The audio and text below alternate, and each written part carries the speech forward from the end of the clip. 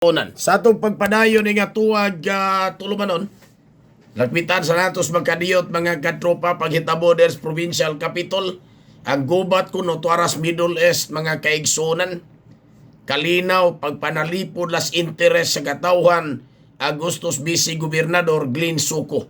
Dili kuno gubat kung dili kalinaw ay ang gusto. Tuara kunos Middle East ang gubat mga katropa. Ingos Bilkar na Basulo, maggubat ganini sila, si Glenn Suko, unsa man na sa Iran. Onyas, pamila Bari 4, Amerika ag Israel na siya. Ha? Samtang sa dugang pangbalita, karong Martes pohon, pagandam lang mo gumikan kay laing 15 pesos nga aumento sa presyos produktong petrolyo ang ato mabatyagan mga katropa. Moabot na gyud sa kagatos ang litro sa gasolina krudo. No? Tungod niya na, ang mga habal-habal driver, mga igsoon, ang pliti nimo ibasi ngadto kilo. Ha? Kinilo na mga igala. Dili na sila mag-agad gatos LTFRB. Kinilo na, tag 5 kilo. So kung ikaw mo sakay kagabal-habal, mga katropa, ang imong plite, i-multiply ni mo pila ka kakilo, gato 5.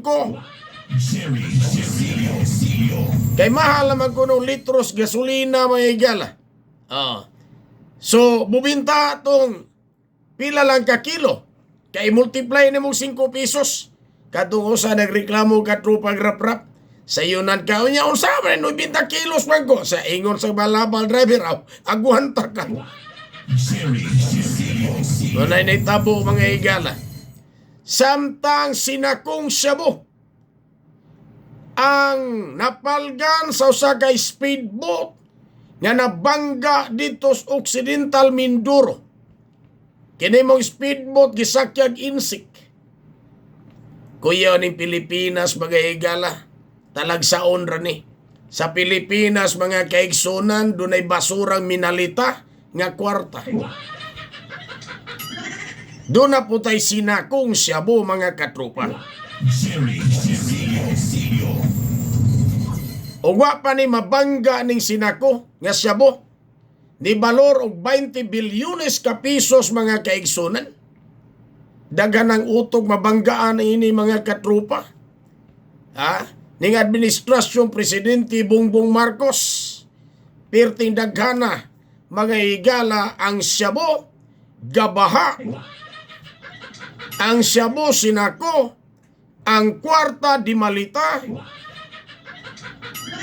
Onya ang presyo sa krudo gasolina murag rakit misulbong mga katropa.